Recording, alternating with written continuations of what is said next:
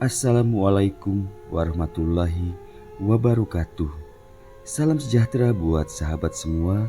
Sehat dan sukses selalu ya buat sahabat semuanya. Amin ya rabbal alamin. Kembali Kang Asep akan melanjutkan kisah sebelumnya yang berjudul Diculik untuk Memberikan Keturunan bagian 3. Langsung saja kita ke bagian ceritanya. Namun seperti biasa, yuk kita membaca Bismillahirrohmanirrohim. Inilah selengkapnya. Arifin sangat bersyukur karena telah berhasil keluar dari dalam hutan angker yang sangat mengerikan. Sejenak Arifin istirahat dan minum air. Setelah sedikit tenang dan bertenaga, Arifin mulai melangkah untuk pulang ke desanya, walau saat itu ia tidak tahu kemana arahnya. Karena memang sebelumnya ia belum pernah bekerja di area perkebunan itu, walau perkebunan itu bersebelahan dengan desanya. Namun setidaknya ia berusaha menjauhi area hutan angker itu, karena sesekali masih terdengar suara-suara yang membuat bulu roma tak henti meremang dari arah hutan tersebut. Singkat cerita, setelah beberapa jauh ia berjalan. Dari jauh terlihat kepulan debu menandakan jika ada kendaraan akan melintas di jalan yang tengah ia lalui. Ciri khas jalanan tanah atau jalan yang tidak beraspal. Melihat itu, tentunya Arifin sangat senang. Benar saja, tak lama kemudian terlihat mobil truk yang biasa mengangkut para pekerja harian di kebun itu menuju ke desanya. Arifin menumpang mobil itu dan akhirnya menjelang maghrib Arifin tiba di desanya. Begitu tiba di desa, Arifin tidak langsung pulang ke rumah, melainkan ia langsung menuju ke rumahnya orang tua Edi yang kebetulan di desa itu sebagai kepala desanya, untuk memberitahukan jika Edi hilang di dalam hutan. Setibanya di rumah Pak Kades, Arifin langsung memberitahukan kepada bapaknya Edi apa yang telah terjadi. Mendengar berita tersebut, tentunya orang tua Edi dan keluarganya sangat terkejut, terutama istri Edi yang kebetulan saat itu tengah berada di sana. Seketika tangis istrinya Edi pecah, khawatir telah terjadi hal buruk terhadap suaminya. Dalam waktu singkat, di desa itu gempar dengan berita hilangnya Edi di hutan angker. Kepala desa yang sekaligus ayah kandungnya Edi mengumpulkan beberapa warga untuk pergi mencari Edi saat itu juga, walau hari sudah mulai maghrib. Setelah berkumpul beberapa orang pria warganya, kepala desa itu memberikan sedikit arahan kepada warga yang akan ikut mencari Edi. Apa yang akan dilakukan dan apa yang menjadi larangan ketika di dalam hutan. Tentunya harus waspada dan saling menjaga. Karena mereka tahu tentang keangkeran di hutan tersebut. Tak lupa Pak Kades melaporkan kepada pihak kepolisian atas hilangnya Edi. Malam itu warga bersama beberapa orang petugas kepolisian berangkat masuk ke dalam hutan untuk mencari Edi. Dengan segala persenjataan dan penerangan seperti obor dan senter, warga tiba di dalam hutan. Setibanya di dalam hutan, tentunya waktu sudah malam dan gelap. Walau terasa lelah, Arifin turut serta mencari Edi, karena Arifin sebagai penunjuk arah di mana saat Edi hilang. Singkat cerita, warga dan anggota kepolisian tiba di mana sebelumnya Edi dan Arifin ngecamp. Beberapa barang Edi dan Arifin masih ada tergantung di pohon, termasuk tempat mereka tidur. Kemudian mereka menyebar dengan sistem berpasangan dan tidak terpisah jauh, menyisir area hutan itu masuk lebih dalam lagi sembari terus menabuh bebunyian, tanpa ada seorang pun yang berusaha memanggil Edi. Arifin yang berada di barisan depan terus berjalan bersama warga hingga terakhir ia mencari Edi. Seperti waktu sebelumnya, Arifin juga warga dihadapkan dengan kabut putih dan tebal menyelimuti area tersebut. Bahkan kali ini lebih tebal. Saat itu juga tercium aroma yang membuat perut terasa mual. Aroma itu aroma bau bangkai yang sangat menyengat. Kira-kira 50 meter dari area berkabut, salah satu anggota polisi memberi isyarat kepada kepala desa dan warga agar menghentikan langkah.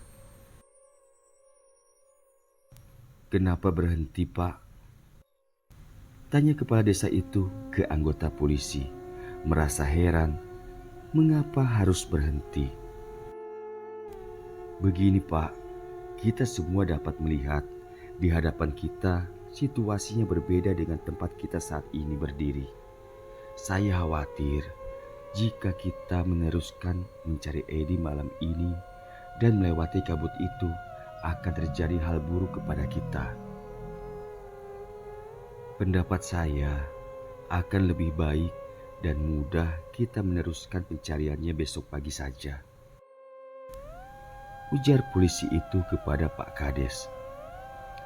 Mendengar saran dari anggota polisi, sejenak Pak Kades terdiam.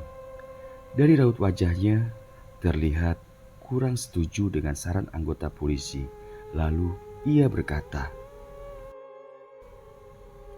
"Kalau Bapak dan warga lain tidak mau melanjutkan karena takut, tak apalah. Bapak-bapak bisa pulang ke desa lagi. Biar saya sendiri saja yang melanjutkan pencariannya." Demikian ucapnya ketus. Ya, orang tua mana yang tidak sedih dan khawatir akan anaknya yang hilang tanpa tahu arah di mana di dalam area hutan. Apalagi semua orang tahu jika hutan itu hutan angker yang dihuni banyak makhluk halusnya. "Begini, Pak, saya paham apa yang Bapak rasakan saat ini. Tapi kita tidak boleh gegabah. Jangan konyol, Pak. Jangan sampai justru kita akan celaka," sambung polisi itu lagi. "Iya, Pak. Kalau Bapak mengerti, coba Bapak bayangkan bagaimana nasib anak saya yang sendiri di hutan ini," ucap kepala desa itu sengit dan terdengar bergetar, menandakan ia tengah dilanda kesedihan dan khawatir yang begitu dalam. Mendengar jawaban Pak Kades, anggota polisi itu terdiam. Namun tiba-tiba saja, "Benar, Pak Ci, yang disebut Pak polisi itu. Kita tidak bisa menembus pagar gaib mereka." Terdengar seseorang menimpali obrolan antara Pak Kades dengan anggota polisi. Dialah Arifin. "Pak Ci, mohon maaf. Aku lihat di balik kabut tebal itu berbaris makhluk-makhluk ganas, bersiap menyerang jika kita memaksa memasuki kawasan mereka. Aku lihat saat ini Edi berada di sana bersama mereka. Kita yang ada di sini tidak akan mampu menghadapinya. Sebaiknya kita pulang saja dan kita mencari orang yang mungkin bisa menolong Edi." Demikian ucap Arifin dengan pasti. Arifin memang orang yang sensitif dengan hal demikian. Jika saat ini biasa disebut dengan orang indigo. Mendengar ucapan Arifin tentu saja membuat semua yang ada di tempat itu bergidik ngeri. Jadi, Edi diculik makhluk halus ya? Begitu ya, Vin? Tanya Pak Kades, terlihat sedih dan khawatir kepada Arifin. Iya, Pakcik. Jadi, harus orang pintar yang bisa mengatasi ini. Kalau kita paksakan, maka kita semua akan celaka. Jawab Arifin lagi. Mendengar keterangan Arifin, terlihat kepala desa itu menganggukkan kepala, tanda mengerti. Lalu ia berkata, "Baiklah kalau begitu, ayo kita pulang dan kita mencari orang yang bisa menolong Edi," ucapnya dengan sedih. Pada akhirnya, sesuai kesepakatan bersama, dengan pertimbangan situasi tidak memungkinkan serta akan sangat berbahaya jika terus dilanjutkan pencarian Edi saat itu. Keesokan paginya, kembali bapaknya Edi berangkat masuk ke hutan bersama beberapa warga. Bapaknya Edi juga membawa seorang warganya yang dikenal memiliki kemampuan supranatural. Namun hingga sore hari mereka kembali ke desa tidak membuahkan hasil. Demikian setiap hari kepala desa itu terus bolak-balik masuk ke dalam hutan dengan berganti-ganti dukun atau orang pintar yang ia cari. Namun sama dengan hari-hari sebelumnya, belum membuahkan hasil. Yang namanya orang tua tidak langsung menyerah. Ia terus berusaha mencari informasi di mana ada orang pintar yang benar-benar mampu menemukan anaknya yang hilang di dalam hutan. Bahkan diketahui jika anaknya itu diculik oleh makhluk halus. Tak terasa 2 bulan sudah Edi hilang. Berbagai cara dan upaya orang tuanya beserta warga yang dibantu pihak kepolisian mencarinya. Walau tanda putus asa sudah terlihat di wajah kepala desa itu. Namun demikian, dengan sisa keyakinan pada diri dan keluarganya, ia terus mencari orang yang bisa membantunya.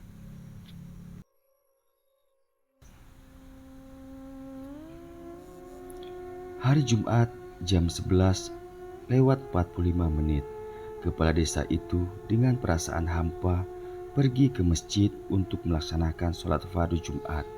Hingga rangkaian sholat Jumat selesai, kepala desa itu tidak langsung pulang. Sejenak ia duduk di masjid bersama beberapa pengurus masjid. "Pak Kades, bagaimana kira-kira ada titik terang dengan putra bapak itu?" Tiba-tiba saja Pak Kades dikejutkan dari lamunannya oleh salah seorang pengurus masjid yang sedang menghitung uang infak. "Itulah Pak, saya sudah bingung, tapi saya yakin anak saya masih hidup," jawabnya lirih. Terlihat dari raut wajahnya begitu sedih. Maklumlah, Edi anak laki-laki semata wayangnya. Mendengar jawaban Pak Kades, sejenak pengurus masjid itu terdiam. Lalu ia kembali berkata, "Begini Pak, dulu saya punya teman dan bercerita sewaktu tinggal di Bagan Si Api-Api, pernah anaknya hilang, diculik makhluk halus di hutan. Kemudian teman saya itu meminta bantuan kepada seorang ustadz. Alhamdulillah ustadz itu bisa menjemput anaknya bersama 2 orang lainnya dari hutan itu dengan selamat." Demikian tuturnya panjang lebar. Mendengar cerita dari pengurus masjid itu tentu saja membuat Pak Kades kembali semangat dan ia bertanya, "Lalu Pak Ustadz itu di mana sekarang Pak?" Tanyanya dengan penuh harap. Oh ya, yang saya dengar katanya Ustadz itu sudah pindah ke daerah yang tak jauh dari desa kita ini, Pak. Namanya Ustadz Asep, Pak. Beliau orang Sunda. Maksud saya, kenapa kita tidak meminta bantuan beliau saja, Pak? Tutup cerita pengurus masjid itu. Ayolah, Pak. Bila perlu, sekarang kita berangkatnya. Ajak Pak Kades dengan semangat hingga tanpa ia sadari dari kedua sudut matanya menetes bening air mata. Begitu besar harapannya untuk segera menemukan anaknya baik dalam keadaan hidup maupun telah mati. Sore yang tenang dan damai di sebuah pedesaan transmigrasi dengan rumah yang berjarak sekitar 50 meter. Mayoritas perumahan pada masa itu terbuat dari kayu karena umur desa itu belumlah lama. Pada waktu sore, banyak warga menghabiskan waktunya beristirahat di rumah atau sebagian warga bekerja ringan di halaman rumah yang lumayan luas. Demikian pula dengan salah satu rumah yang berada di RT 4 RW 2 nomor 92. Sore itu mereka menghabiskan waktu dengan membersihkan kebun di halaman rumahnya yang terlihat ditanami jagung yang tak lama lagi akan panen. Di tengah asik bekerja, terlihat ada dua orang pria menggunakan sepeda motor memasuki halaman rumahnya. Dua pria itu turun dari sepeda motornya dan mengucapkan salam. Assalamualaikum. Waalaikumsalam, jawab pemilik rumah itu. Mi, coba tanya cari siapa mereka. Perintah pemilik rumah itu ke istrinya. Lalu ia kembali melanjutkan kerjanya yang hampir selesai. Cari siapa ya, Pak? Tanya wanita paruh baya itu kepada dua tamunya.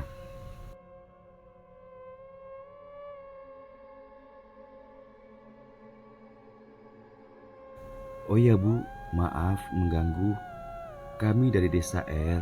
Mau nanya, apa benar ini rumahnya Ustadz Asep?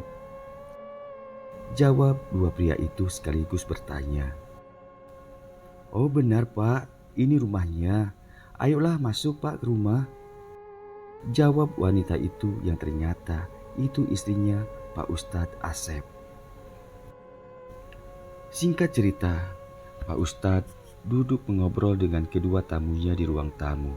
Setelah berkenalan dan sedikit berbasa-basi, yang ternyata dua tamu itu adalah Pak Kades atau bapaknya Edi bersama pengurus masjid. Akhirnya mereka menyampaikan maksud dan tujuannya. Pertama, saya turut prihatin dan mengenai permintaan Bapak. Akan saya coba, cuma sepertinya agak berat Pak, karena sudah lebih dari 40 hari. Walau anak Bapak saat ini masih hidup, ucap Pak Ustadz ke Pak Kades. Mendengar jika anaknya masih hidup, terlihat Pak Kades begitu senang. Lalu ia berkata, Pak Ustadz, saya mohon bantuannya. Apapun syaratnya saya sanggup. Yang penting anak saya bisa kembali. Sambung Pak Kades menghibah. Saya tidak meminta syarat apapun Pak. Dan saya juga tidak berjanji bisa melakukannya. Saya hanya akan berusaha semampu saya. Semua kehendak Allah, maka kita bermohonlah kepada Allah agar anak Bapak bisa pulang kembali.